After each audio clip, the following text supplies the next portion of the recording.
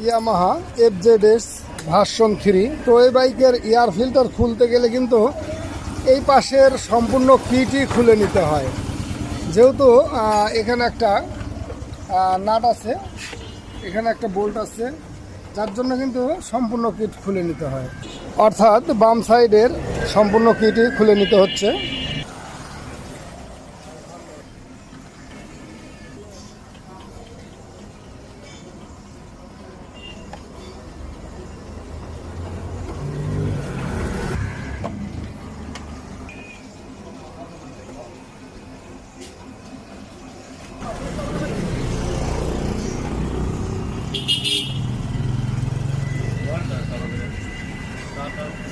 তো এখন এটা কিন্তু খোলা সম্ভব হবে, শুধু এই একটা স্ক্রুর জন্য কিন্তু সম্পূর্ণ খুলে নিতে হয়।